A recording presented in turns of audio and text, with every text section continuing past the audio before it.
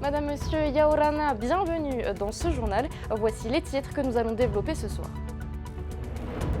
2 députés sur 3 pour Amouitatou. Chez les autonomistes, Moirani Frebo et Nicole Sonker siégeront à l'Assemblée nationale. Côté Tavini, seule Mereana Redarbelo parvient à sauver son siège. Nous reviendrons sur les moments forts de ce second tour. Ensuite, notre spécialiste Mike Leral nous rejoindra en plateau pour analyser ce scrutin à l'échelle locale mais aussi au plan national. Enfin, la nouvelle députée de la 2e circonscription est également parmi nous. Et Nicole Sonker nous parlera des résultats qu'elle a obtenus et de ses priorités au Palais Bourbon. Vous entendrez également la réaction de Mereana Redarbelo, seule députée sortante réélue.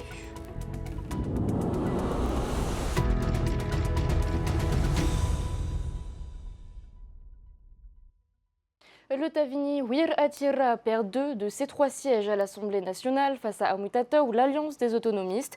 On revient en détail sur ce second tour, compte rendu signé Sam Teinaouri. Sans doute qu'il va falloir une remise en question de notre gouvernement notamment. Et, en tout cas, voilà, on prendra le temps d'examiner, de réfléchir sur tous ces résultats-là et puis on en tirera les conclusions dans les très prochains jours. Le bilan du gouvernement serait l'une des causes du recul indépendantiste à ces législatives. Le président l'admet en parlant plus largement du Tavini Wir Atira. Un point sur lequel, c'est vrai, il faut peut-être insister, c'est la sensation que peuvent avoir les Polynésiens après un an de gouvernance Tavini, qu'il y a des dissensions au sein du Tavini. C'est donc un vote sanction contre le Tavini. En 2022 et 2023, c'était le Tapura Wir Atira qui avait été sanctionné. L'élection de 2 députés sur 3 démontre l'efficacité de l'alliance autonomiste. Le regroupement des 5 partis autonomistes de ce pays a provoqué un déclic chez les électeurs. Et effectivement, les voix ne se sont pas dispersées. Il y a encore du travail à faire, je ne dis pas que nous avons tout récupéré. Seul bémol pour les autonomistes, la 3e circonscription, Naomi Mihura, candidate dissidente du Tapura, éliminée au premier tour, n'a pas appelé à soutenir la candidate Amouitatou. Autre point à souligner, Mereana Redarbelo partage un trait de caractère avec Moetai Broderson, élu député en 2017. Tous deux sont des indépendantistes modérés. Les radicaux, eux, ont été éliminés. Et pour nous éclairer sur les résultats de ce second tour, notre spécialiste Mike Leral nous a rejoint en plateau. Mike, bonsoir. Yorana. Alors, quelles sont les informations à retenir de ce second tour ? Eh bien, l'information principale, on en a déjà parlé dans ce journal, bien entendu, c'est l'élection des 3 députés. L'un d'entre eux a été élu la semaine dernière, Moirani Frebo, et puis 2 députés femmes ont été élus hier. 2 députés parmi eux sont des députés autonomistes, Rose. L'une est une députée Tavini, Mereana Redarbelo, avec donc un score beaucoup plus serré dans cette circonscription. Et puis, ils ont dit quand même s'ils sont de partis différents, ils vont travailler ensemble pour l'intérêt du Finnois. Pour les autonomistes, la victoire a été confortable dans la 1re et dans la 2e circonscription. En revanche, il y avait du suspense hier soir pour la 3e circonscription. Oui, effectivement, on va regarder les scores un peu plus en détail. Mereana Redarbelo a vécu cette soirée sur notre plateau hier soir. Et là, c'est là qu'on a pu voir que c'est une ancienne chef de contrôle de la tour de contrôle aérienne. Elle a eu beaucoup de sérénité malgré son adversaire qui s'approchait très régulièrement. Donc ça s'est joué pendant quelques temps à quelques dizaines de voix près. Et puis finalement, c'est avec quelques centaines de voix d'avance qu'elle l'emporte. En tout cas, ce qu'on peut constater, c'est que cette victoire, eh bien, c'est la seule de la députée sortante qui était modérée. Finalement, les 2 députés plus radicaux ont été sortis par des autonomistes. Et puis, on peut dire aussi que la courte défaite de Pascal Haïti, eh bien, elle a été analysée par Moetai Broderson comme la fin possible du Amouitaira, en tout cas, ce qui pourrait précipiter la fin du parti de Gaston Floss. Qu'est-ce que ce scrutin nous enseigne sur l'état de forme des partis politiques polynésiens, Mike ? Eh bien, ce que ça nous enseigne, c'est notamment la réussite d'Amouitatou. On le voit sur cette infographie. Donc, une domination d'Amouitatou, une réussite de cette plateforme autonomiste, du moins dans les circonscriptions 1 et 2. Mais Tevaitia Salmon nous disait hier que cette plateforme devrait perdurer dans le temps. Au contraire, Moetai Broderson estime, lui, que ça va se fracturer, que ça ne va pas durer. Donc, on surveillera ça, évidemment, dans les semaines et les mois à venir. C'est aussi une victoire, quand même, en demi-teinte des autonomistes, à la fois parce qu'il y a une circonscription qui n'a pas été remportée, celle de Mereana Redarbelo, mais aussi parce qu'on peut constater que le Tavini s'impose finalement comme le premier parti local. Il semble dominer sur cette infographie, mais il y a 5 partis qui composent cette partie rose du tableau. Et puis, on peut enfin noter que ça a quand même provoqué des dissensions également au Tavini. Pourquoi ? Eh bien, parce que les deux députés sortants, Thémataï Le Gaïc puis Steve Chailloux hier soir, mais aussi Anthony Géros, ont mis leur défaite sur le compte du bilan du gouvernement. On l'oublie parfois, mais les législatives sont une élection nationale, hein. Finalement, les résultats sont très différents de ceux qu'avaient estimés les sondages. Oui, c'est exact. Hein. Au plan national, eh bien, le Rassemblement national qu'on voit ici à l'extrême droite espérait avoir une majorité forte ou même une majorité absolue. Eh bien, vous voyez qu'il se contente de 143 sièges. Il est troisième derrière le NFP de la gauche et Ensemble, le parti proche d'Emmanuel Macron. Donc, ça va être plus probablement une alliance entre ces deux forces politiques qui ont constitué un front républicain pour faire barrage à l'extrême droite. Et donc voilà, on va savoir dans les semaines qui viennent, probablement peut-être dans les jours qui viennent, si un nouveau Premier ministre est nommé. Alors Jean-Luc Mélenchon est très, très clivant, on ne sait pas qui sera nommé pour faire pour plaire à tous ces partis qui sont très opposés. Et où siégeront nos députés polynésiens dans cette assemblée recomposée? Oui, c'est toute la question. Alors, ça a été très clair du côté de Mariana Redarbelo, même si là c'est du rose, eh bien, cette députée bleue de Polynésie va siéger à gauche. Elle l'a déjà annoncé à plusieurs reprises. C'était un petit peu moins clair, peut-être vous verrez ça tout à l'heure avec Nicole Sanquer, un petit peu moins clair du côté des élus autonomistes. Ils ont dit qu'ils ne siégeraient pas dans les extrêmes, mais qu'ils seraient plutôt au centre ou à droite. Alors, peut-être y a-t-il une petite place parmi les divers droites, donc, qui pour l'instant n'ont qu'une quinzaine de sièges à l'Assemblée. Eh bien, merci beaucoup Mike pour cet éclairage. On se replonge maintenant dans la soirée d'hier. C'est donc Nicole Sanquer qui a été élue face au député sortant Steve Chailloux. Elle est arrivée largement en tête dans la deuxième circonscription. Analyse des résultats avec Esther Parau-Cordet. C'est une victoire qui résonne comme une revanche. Nicole Sanquer retrouve la confiance de la deuxième circonscription après l'avoir perdue au premier tour des élections législatives en 2022. 10 communes sur 12 l'ont élue députée de la Polynésie française grâce au soutien de l'Union des autonomistes. Je crois qu'une campagne aussi courte, il fallait s'adapter et je tiens notamment à remercier toutes les équipes qui se sont lancées dans les quartiers, dans les communes pour porter notre programme et surtout faire en sorte que la population comprenne l'enjeu de cette élection. Au QG du Tapura, Nicole Sanquer rejoint Moirani Frebo, élue au premier tour il y a une semaine. Battue dans la troisième circonscription, Pascal Haïti-Floss manque à l'appel. Mais lorsqu'on regarde le score de Pascal Haïti-Floss sur la troisième, on se dit chapeau. Elle est à 600 voix maximum, 580 voix de Mariana. Elle a gagné la confiance des électeurs autonomistes de la troisième circonscription. Donc nous sommes heureux. Arrivé en tête dans seulement 2 communes, à Papara et à Reivaver, Steve Chailloux, candidat du Tavini, s'incline devant les suffrages de la candidate de Amwitato avant même la proclamation des résultats définitifs. J'ai fait du mieux que je pouvais et je suis assez content malgré tout de ce que nous avons pu faire en 15 jours. Et encore une fois, félicitations à notre nouvelle députée Nicole Sanquer qui, je pense, fera un excellent travail de députée à l'Assemblée nationale. Nicole Sanquer arrive aussi en tête à Paea avec près de 200 voix d'avance, tout comme Thémataï Le Gaïc battu au premier tour et Steve Chailloux, le maire indépendantiste Anthony Géros, sous-entend lui aussi que cette défaite est due au bilan du gouvernement de Moïtei Broderson. Parce qu'en l'espace de 2 ans, la population a attendu beaucoup de choses et qui sont des réponses aux complaintes qu'ils nous ont apportées lors de la campagne des territoriales. Et n'ayant pas eu de réponse, eh bien évidemment, ils vont sanctionner, non pas le candidat, mais le parti pour lequel le candidat court. Nicole Sanquer retrouve son siège de députée qu'elle a occupé de 2017 à 2022 au sein de l'UDI. Il va falloir défendre la voix de la Polynésie dans une nouvelle Assemblée nationale morcelée en 3 blocs sans majorité claire. Mesdames et messieurs les ministres. Et la députée Nicole Sanquer est parmi nous ce soir, Yaorana. Yorana Emma et Yorana toute la Polynésie française. Un petit clin d'œil spécial évidemment à l'archipel des Australes et à la circonscription 2. Vous êtes donc sorti en tête dans 10 communes sur 12 dans votre circonscription. Vous avez plus progressé que Steve Chailloux entre ces 2 tours. Comment l'expliquez-vous? Est-ce que c'est en séduisant les abstentionnistes ou alors ceux qui ont voté pour des partis qui ont été éliminés au premier tour? Avant de répondre à cette question, je vais justement remercier déjà tous les électeurs et électrices qui sont venus voter pour ce second tour et particulièrement ceux qui ont choisi la liste Amwitato. Et je pense que si on a fait la différence, c'est justement grâce aux équipes sur le terrain, grâce aux Tavana qui m'ont soutenu dans cette circonscription 2 et notamment aux Australes et toutes les communes de Mahina à Paia en passant par la Presqu'île. C'est ça qui a fait la différence, c'est cette cohésion des équipes et ce travail sur le terrain. On n'a rien lâché. On connaissait la puissance du Tavini au second tour et on a voulu faire plus fort. Et donc un grand merci à toutes ces équipes et au Tavana. Nicole Sanquer, vous avez plusieurs casquettes. Vous êtes députée, représentante à l'Assemblée, présidente de Ahere Yaporinetsia et membre de Amwitato. Comment concilier toutes ces responsabilités sans en négliger une ?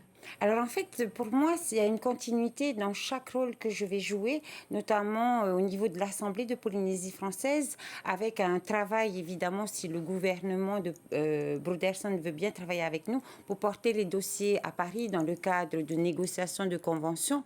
Et au niveau de Ahere Yaporinetsia, il est clair que nous avons été élus sur un programme en 2023 et c'est tout l'intérêt que nous avons de siéger à l'Assemblée de Polynésie française pour porter les valeurs et surtout les mesures que nous voulons voir aboutir. Vous connaissez bien l'Assemblée nationale, vous avez déjà été député. La configuration politique est inédite. Le nouveau Front populaire est en tête, la majorité présidentielle en deuxième, le RN en troisième. Est-ce que cette mandature s'annonce compliquée avant même d'avoir commencé ? Oui, je pense que Moirani et moi-même, nous sommes conscients que le travail parlementaire va être difficile et compliqué, notamment parce qu'on ne sait pas qui gouvernera demain la France, et notamment aussi avec cette majorité relative finalement. Il n'y a pas de majorité absolue et c'est pourquoi notre choix de positionnement sera déterminant dans nos actions, parce que pour avoir siégé à l'Assemblée nationale, il est clair que les petits groupes sont souvent sollicités pour obtenir la majorité pour un texte, par exemple.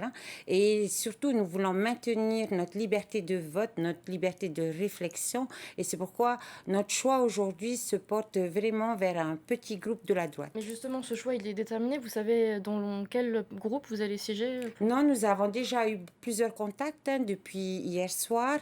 Moirani part ce soir. Il a plusieurs personnes à rencontrer.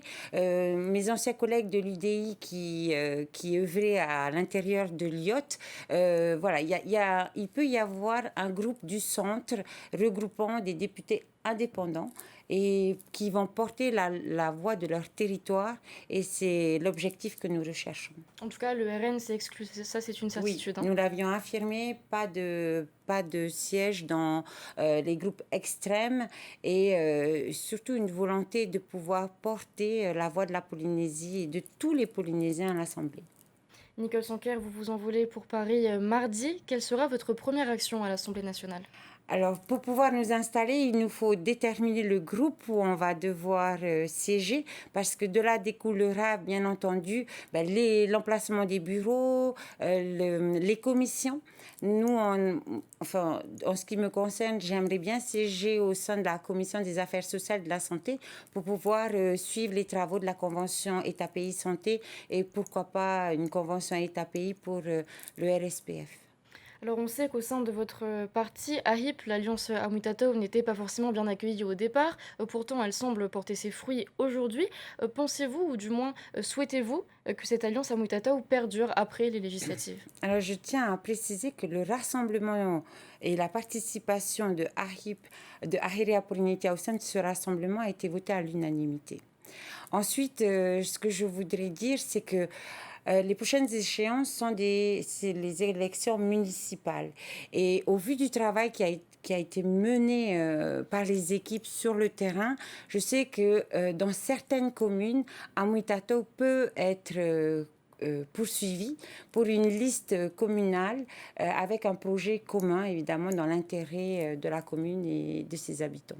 Et en ce qui vous concerne, est-ce que vous serez candidate à Mahina, où je rappelle que vous avez fait de bons scores pour les Je l'ai déjà annoncé, je ne briguerai pas la mairie, mais par contre, il est clair que j'accompagnerai une liste sur Mahina. Bien, merci beaucoup Nicole Sanquer pour toutes ces précisions. Merci à vous. On s'intéresse à présent à la troisième circonscription. Avec plus de 50,8% des suffrages, la députée sortante Mariana Redarbelo parvient à retrouver son siège d'une courte avance. Elle est la seule candidate du Tavini à repartir au Palais Bourbon. Le reportage de Nicolas Pérez. Dans la troisième circonscription, vous êtes la nouvelle députée, vous retrouvez votre siège. C'est sur le plateau de TNTV que la candidate indépendantiste Mariana Redarbelo a appris sa victoire dans la troisième circonscription. Merci à tous les électeurs qui m'ont fait confiance. Je souhaite aussi féliciter Pascal pour ce beau score aussi, très serré. Avec 50,87%, Mariana Redarbelo remporte ce scrutin contre 49,13% pour Pascal Haïti Floss. Une candidate autonomiste qui, quelques minutes avant l'annonce des résultats, restait confiante. Nous avons augmenté de 1000 voix, ce qui est satisfaisant. Et bien sûr, eux aussi, ils ont progressé de 1000 voix. Je pense qu'on est tous satisfaits de ces résultats. Mais bien sûr qu'on n'est jamais satisfait. Mais moi, je pense que c'est quand même très bien d'avoir eu ce bon résultat. Encore une fois, c'est un travail d'équipe. Une confiance qui s'explique, puisque si la députée sortante remporte 6 communes sur 9, elle dépasse d'une courte tête sa rivale autonomiste de seulement 592 voix. Mariana aura donc sauvé l'honneur indépendantiste dans ces législatives anticipées et devrait rejoindre le Palais Bourbon dès la semaine prochaine, avec cette fois 2 députés autonomistes. Mariana Redarbelo était sur ce plateau il y a quelques heures. Je vous propose de regarder son interview préenregistrée. Mariana Redarbelo, vous êtes donc la députée élue dans la troisième circonscription, Yorana. Yorana. Vous avez vécu avec beaucoup de zénitude l'annonce des résultats hier soir sur notre plateau. Est-ce que c'est votre métier d'origine qui fait que vous gardez votre sang-froid comme ça ? Certainement. Certainement, mais c'était un moment serein avec votre équipe sur le plateau, loin du brouhaha des communes, donc non, ça s'est très bien passé. Vous étiez assez confiante. On a vu que les résultats étaient très serrés tout de même avec Pascal Haïti Floss. De toute façon, j'aurais été dans l'acceptation, donc à un moment je me suis dit qu'éventuellement ça allait pas le faire, et j'étais en train d'envisager déjà quoi vous répondre, mais surtout ce que j'allais faire le lendemain. Temat Hey, Le Gaïc la semaine dernière, Steve Chailloux et Tony Giros hier soir. La responsabilité du gouvernement dans la défaite du Tavini est pointée du doigt. Partagez-vous ce point de vue ? Alors je ne dirais pas défaite du gouvernement, mais certainement un manque de communication et de lisibilité dans les actions. Le gouvernement du président Broderson souhaite restructurer en profondeur le système, et donc forcément les résultats concrets ne sont pas visibles par la population. Donc je pense que c'est effectivement une des causes, en tout cas peut-être des questionnements de la population par rapport aux élections législatives qui finalement n'ont pas grand rapport avec tout ça, enfin même s'il y a un rapport quand même, oui. Vous incarnez la force tranquille, les modérés du Tavini. Vous le dites vous-même, vous êtes plus une technicienne qu'une politicienne. C'était votre atout pendant ce scrutin où il fallait rallier notamment les électeurs qui hésitaient ? J'essayais surtout d'être moi-même et puis d'être droite dans mes bottes. Donc j'ai juste parlé avec mon cœur et puis surtout avec mes valeurs. Il n'y avait pas de calcul politique derrière. Vous allez donc repartir à l'Assemblée nationale avec 2 collègues autonomistes issus de Amwitato, à la place donc de Steve Chailloux et de Temat Hey, Le Gaïc. Et qu'est-ce que ça va changer pour vous ? Alors j'ai bien sûr un petit pincement au cœur de ne pas repartir avec mes 2 collègues Steve et Temat Hey, avec lesquels j'avais formé un trio somme toute on va dire complémentaire, mais je suis très contente de partir avec Nicole et Moirani, et nous travaillerons ensemble sur les sujets qui nous rassemblent tout simplement, et puis qui vont apporter le mieux pour la population polynésienne. Et vous les avez déjà contactés pour travailler ensemble, pour partir sur de bonnes bases ? Oui, alors j'ai rencontré fortuitement Monsieur Frébeau avant le 2e tour, donc on a échangé, moi j'ai échangé mes contacts au cas où j'étais élue pour l'aider donc à faire ses premiers pas à l'Assemblée, donc si j'étais élue. Les résultats de l'Hexagone sont tombés. Bonne nouvelle pour vous, le Front populaire est en tête, c'est le parti dans lequel vous comptez siéger. Il n'y a par contre pas de majorité absolue. La France est divisée en 3 blocs. Comment réussir à vous faire entendre la voix de la Polynésie dans cette configuration ? Alors, bonne nouvelle, moi je pense, selon mes valeurs, pour la France. Donc, je suis contente que la gauche soit majoritaire, même si il n'y a pas de majorité franche qui se dégage des résultats. Alors, comment... Je répondrai toujours de la même façon. Comment faire passer les dossiers? C'est par le travail, par la démonstration technique et argumentée que tel ou tel dossier est acceptable et accepté, quoi. Et êtes-vous prête à vous allier avec Ensemble, le centre droit républicain, pour constituer éventuellement une majorité à l'Assemblée ? Alors écoutez, ça sera, je pense qu'on en parlera la semaine prochaine. Il y a pas mal de variables, de curseurs qui doivent être replacés. On doit aussi avancer nos pions. Mais vous, qu'en pensez-vous ? Vous pensez que ce serait... Alors écoutez, pendant un an, j'étais donc dans la NUPES, dans le GDR qui était donc le groupe NUPES, et on a travaillé aussi avec des députés de Ensemble. Je n'ai pas eu de mal avec cela quand nos idées et puis nos valeurs sont respectées, il n'y a pas de problème. On vous entend beaucoup sur l'ITER et sur le nucléaire. Au-delà de ces 2 dossiers, à quoi comptez-vous vous attaquer à l'Assemblée nationale ? Eh bien là, il va falloir s'attaquer au PLF, au budget outre-mer notamment, avec tout ce qui est défiscalisation, avancer nos spécificités, essayer de se battre pour élargir les domaines de défiscalisation, pour aussi pouvoir aider le gouvernement à appliquer son programme, notamment de mettre en valeur les petites, par exemple pour le tourisme, les petites entités comme les pensions de famille, donc, ou les agriculteurs, faire redéployer le secteur primaire comme le FAAPU. Et donc on va regarder tous les leviers qu'on pourra utiliser pour la défiscalisation nationale. Eh bien, merci beaucoup Meriana Redarbelo pour toutes ces précisions. Merci Emma. Et on reste avec le Tavini Huiraatira. Les leaders du parti se sont réunis à leur QG à Fa'a pour faire le bilan de ces législatives. Davidson Bennett, vous êtes sur place. Bonsoir, qu'est-ce qui ressort de cette réunion ? En effet, Emma, nous sommes donc avec Rarhaou, notre collègue journaliste ici du côté de Tavararo, à Fa'a, au QG du Tavini Huiraatira pour une réunion au sommet avec les leaders du Tavini Huiraatira, une réunion post-élection, après donc les élections et le deuxième tour qui s'est déroulé donc hier soir pour la circonscription 2 et 3. Ce qu'il en ressort donc dans cette réunion, en fait tous les chefs de file du Tavini Huiraatira étaient tous présents, bien évidemment avec les cadres dirigeants donc ce groupe que sont donc Oscar Temaru, président du groupe Tavini Huiraatira. Il y avait également Anthony Géros, mais également le président du pays, Moetai Abrouderson, et les 2 députés sortants que sont donc Temat Le Gaïk, mais également Steve Chayou. Ce que l'on peut dire actuellement sur cette réunion, ils ont fait un petit tour, un retour surtout sur les chiffres obtenus lors de ce deuxième tour des législatives, et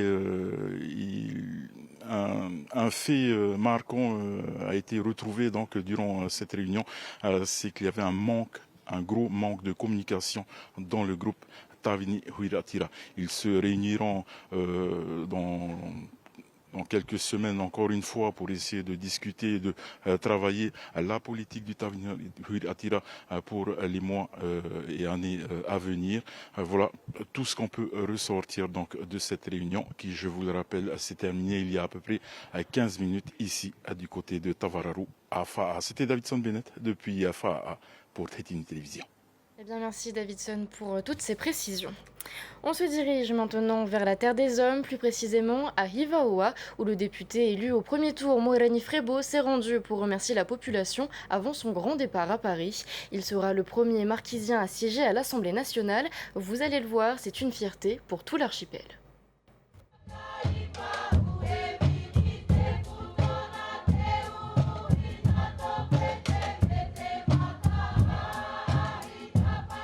Et d'honneur, haka, danse et chant pour accueillir le premier député marquisien de l'histoire qui siégera à l'Assemblée nationale.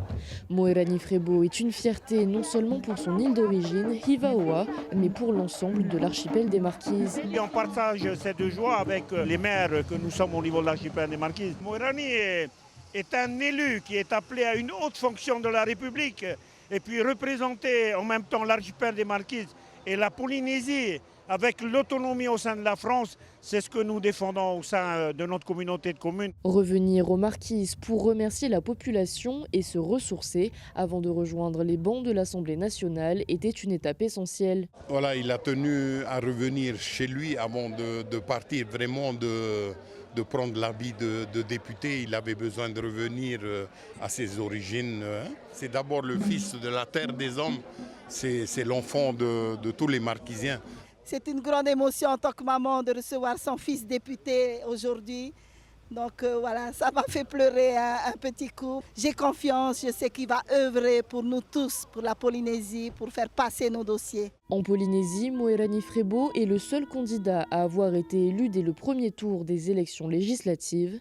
Aux Marquises, il a obtenu plus de 66% des suffrages exprimés. Les habitants de Hivaoa sont fiers et accordent toute leur confiance à l'enfant de la terre des hommes. On est content parce qu'il a démontré ses compétences quand il était administrateur du pays et DGS de la commune de Hivaoa. Et ses compétences, il va le servir en tant que député maintenant. Et on le souhaite bon courage pour les 5 ans qui viennent. Moerani Frebo en est conscient, être élu n'est que le début, le plus dur reste à venir. Ça fait beaucoup d'émotions, c'est sûr. Je n'ai surtout pas le choix, maintenant il faut réussir. Avec autant d'attentes de ma famille, de ma population. Il faudra avoir un bilan intéressant, il faudra travailler pour eux. Si j'ai fait ça, c'est pour eux. Donc il va falloir que je sois à la hauteur des attentes. Après moins de 24 heures passées chez lui, l'heure est déjà aux au revoir. Moerani Frebo s'envole en direction de Paris dimanche soir pour faire sa rentrée parlementaire. Et du côté de l'Hexagone, à la surprise générale, le nouveau Front populaire arrive en tête des législatives. Le RN est distancé, y compris par la majorité présidentielle. À Paris, près de 15 000 manifestants se sont réunis pour célébrer les résultats de l'élection. Parmi eux, des Polynésiens étaient présents. Les précisions de nos correspondants sur place, Julien Panafieux et Wallis Glaise.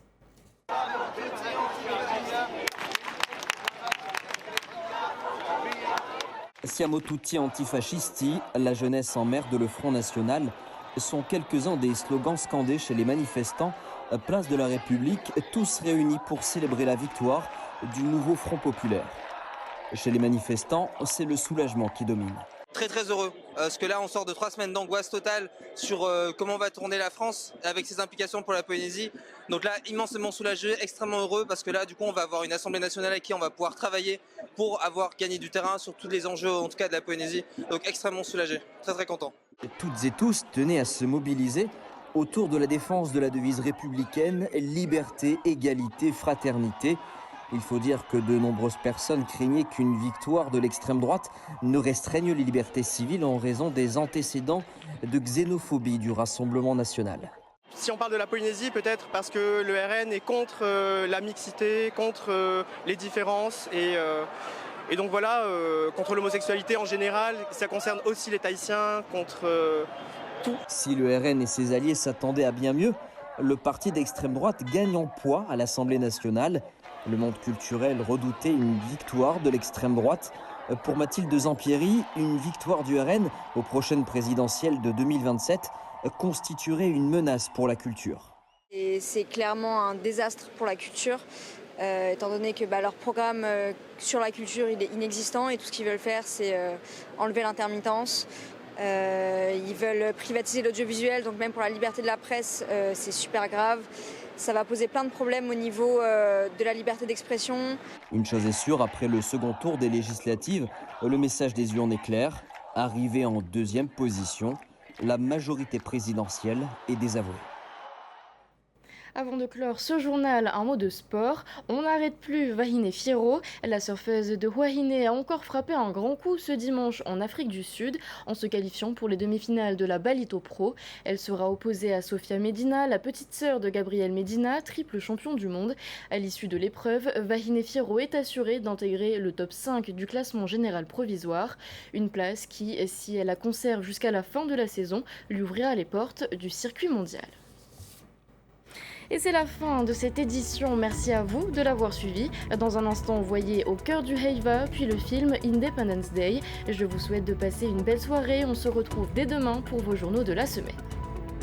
Retrouvez ce journal en replay sur notre site internet et notre application mobile TNTV.